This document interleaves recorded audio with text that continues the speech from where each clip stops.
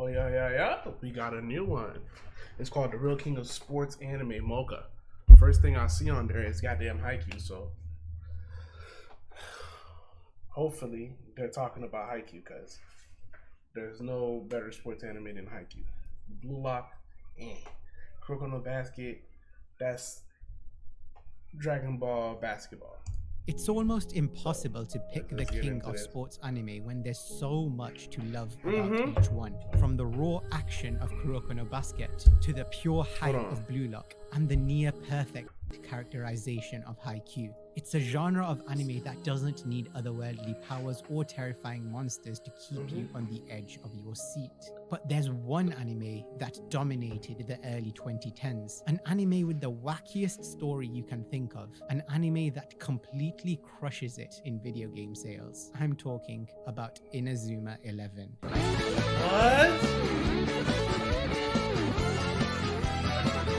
Wow, that's a way back. Yes, this is a football anime, and no, I will not at any point use the S word, which is tough because it's everywhere in the show.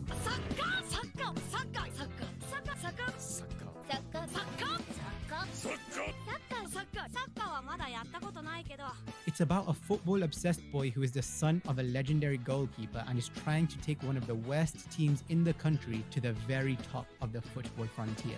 There's a lot that happens, including a literal alien invasion, but this video will focus on the first part of Season 1, covering two really questionable games. But hey, you'll get to see a lot of cool special moves. We start the show with a match between Royal Academy and a team that the show doesn't even bother to come up with a name for.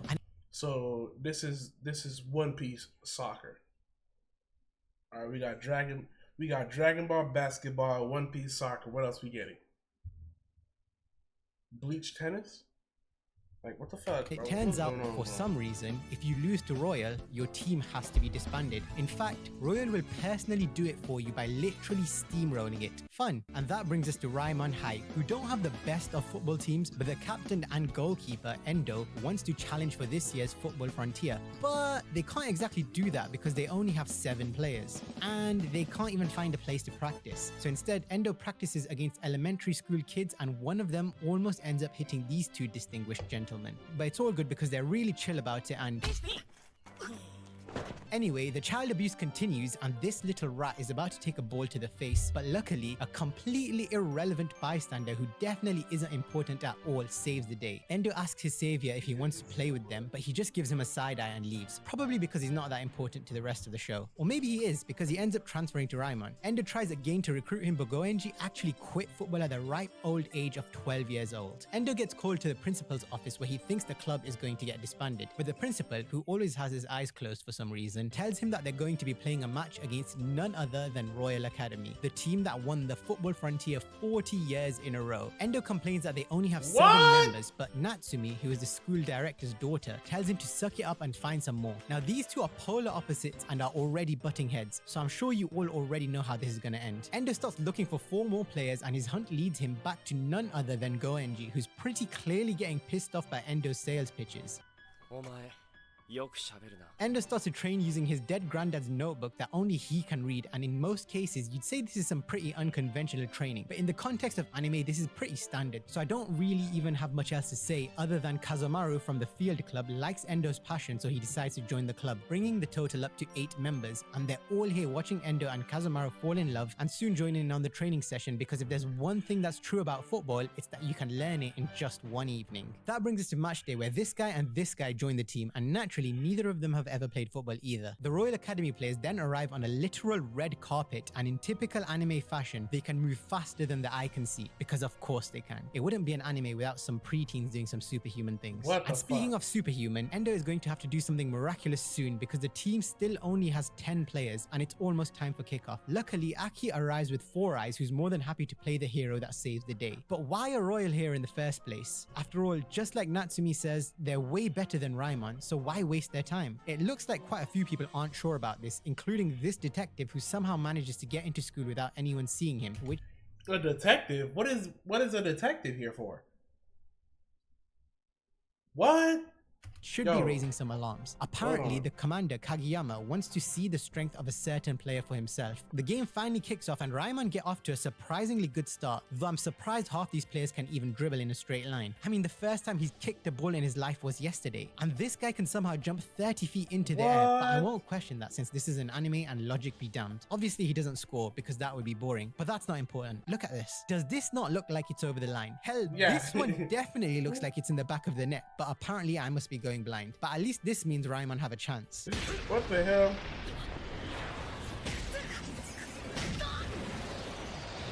Well, one goal is at the end of it. There's still plenty of time to... Whoa! This isn't even a match anymore. This is full-on abuse. But I'll allow it because it means we get to see our first special move.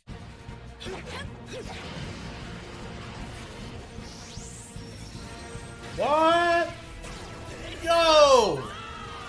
The death zone? And let's be honest. Nah. That's pretty nah. And we get to see a lot more special moves, which are mainly used to abuse Raimon and Royal less just to hit score the goals. Liu If I Kang showed bicycle you every kick. move, this video would end up being 20 hours long. And besides, Royal make it pretty clear they bullying this goalie. Look at this. You're bullying this nigga, bro. Even really need to use special moves to abuse the players. So naturally, this guy, whose name I genuinely don't remember, ends up running off the pitch, so Raimon are now down to 10 players and are losing 20-0. But Endo still refuses to give up, and that seems to be enough to sway a certain student to join the... Well, I was going to call it a match, but I think we can all agree this is anything but a football match at this point. Nobody got tweaking. 昨年のフットボールフロンティアで1年生ながらその強烈なシュートで一躍ヒーローとなった高円寺修也 Now, there's a lot of indicators in anime that someone is about to do something really badass, but the best one is probably wearing your colors up. But then again, wearing a literal cape is also up there. Speaking of up there, Royal get ready to do another death zone, but that's okay because Goenji is there to stop it. It turns out Goenji doesn't need to help because he believes in Endo, which is probably not the smartest thing to do considering he's let in 20 goals. But then again, considering what comes next, I can't complain. What? What? He pulled out the hand. What? Bro, shut up, bro. Yo! This ain't no regular. The legendary God hand. All right. Really makes you think why he didn't try and stop the other 20 goals, but at least he stopped this one. Bro, and not only did he stop it, he throws the ball all the way up the pitch to Goenji, so we get to see yet another iconic special move.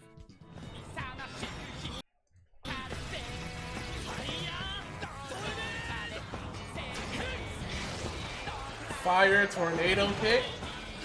And just like that, Raimon win. Never mind, they're still losing by 19 goals.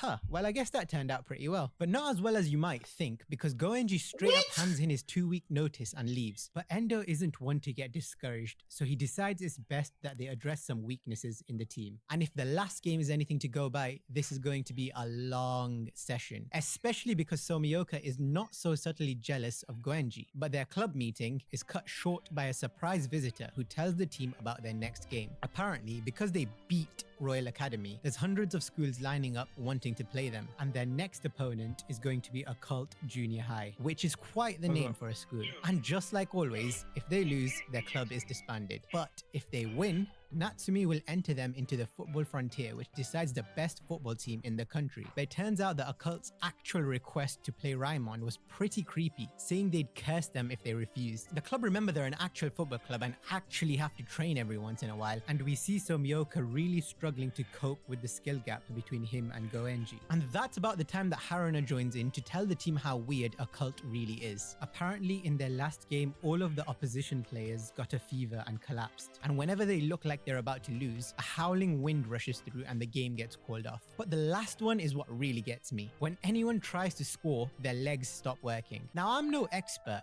But Rule 2 and Rule 3 kind of seem to contradict one another. How are they ever in losing positions if no one can score against them? Yeah, I know, I'm reading too much into a football. So let's focus on their training session again. Endo continues training to try and learn a new special move, and this is where we really get to see him act like a captain. He says that the team see Goenji as a hero, and football shouldn't be played with one person, but 11. So he isn't going to ask him to join the team again. And yet he still ends up following him to the hospital of all places, but Goenji is visiting his sister who's in a coma. Now I know I said this was a kids show, but strap in for this story. Goenji was in the Football Frontier final with his old school against Royal Academy, and his sister was really excited to watch him play. But on the way to the game, she was in a serious car accident, and Goenji ended up missing the game to rush to see her, but found her in a coma. Now there's a lot more to this story later on, and it gets surprisingly dark. And after that, there's even more to the story, which gets really dark. But I'll cover those in another video, so subscribe so you don't miss it. But let's focus on Raimon's training again, where Endo promises to help Somioka learn a special move like Goenji's Fire Tornado.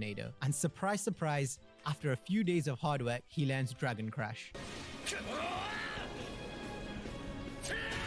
Damn, nigga, clock that shit back so hard.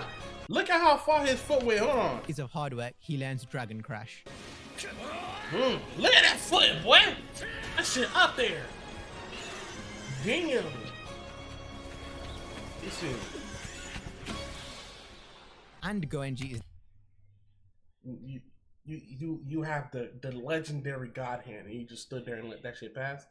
All right, there buddy. To see it, where he runs into Natsumi. Well, runs into is probably not quite accurate, considering she did a background check on him and studied the routes he takes to get home, which is definitely not creepy. She asked him why he ever played football in the first place, which makes him realize it's actually for his sister. And you can probably see where all of this is going, so let's just skip ahead to the day of the match. And if that's not the creepiest bunch of 12-year-olds you've ever seen, then I don't know what is. Oh, and their coach is called Hecklejaid in the dub. A bunch of 12-year-olds you've ever seen, then I don't know what is. Oh, and their coach is called Hecklejaid in the dub. Occult start the game off, but are surprised to see how good Endo actually is. And if anyone's ever actually played the Inazuma 11 games, you'll know how painful it is that he used this damn move so early on. I'm pretty sure it costs like 45 points, which is a lot. And speaking of special moves, Somioka uses his new Dragon Crash to score the first goal not once, but twice. And that's when the coach does he scored the first goal twice? Alright, buddy. Literal 180, and you really appreciate how appropriate the name Hecklejaid is. He starts chanting, which messes with Raimon's vision, and they end up marking each other before they're frozen in place by Occult's Ghost Ball, which gives them an easy goal. And on the other side of the pitch, the keeper has his own special move, which easily stops Dragon Crash, which should again make you wonder why these damn goalkeepers don't just use their special moves from the start. The game carries on this way until Occult take the lead just before the start of the second half, where things only go from bad to worse as the teams start arguing with each other. But it looks like Endo has a plan and manages to stop their chanting somehow. I'll be honest, I have no clue what he did here. We get to see a new special move, so once again, I won't complain. But I'm sure you're wondering what the hell's going on, so I'll do my best to explain. Occult messes with Raimon's vision with their constantly changing formation. While that was happening, their coach was sending subliminal messages to make them stop moving in what's effectively a double hypnosis. So when Endo said rumble rumble break, it snapped everyone out of the hypnosis. Now I know that makes no sense at all, but considering these kids can jump 20 feet in the air, I think we can allow it. Raimon then go on the counterattack, and Goenji figures out this nigga joined the team. Okay. Keeper is using hypnosis to knock the strikers off balance to weaken their shots. So their solution is to work together, and we get to see the second combined special move in the show. Oh fuck that. Fire Tornado Blue Dragon. Hell yeah, boy. Oh shit, it turned into a red dragon. Yeah, he's cooked. And it turns out there's quite a few people watching this game as Somioka and Goenji combine once more to win Raimon the game. This means they'll finally be competing in the Football Frontier, which I'll cover in another video. So make sure to subscribe so you can find out why their teacher is secretly talking to Kageyama. And in the meantime, if you like sports anime, check out one of my Haikyuu videos. The Bokuto one is my personal favorite. Oh nah, them boys wildin' for real, bro. They wildin'. This nigga did a blue fire dragon, red dragon kick. Something along those lines. I don't fucking know, but shit. That video was nice. It was unexpected, but that shit was nice. This shit was cool. I give it a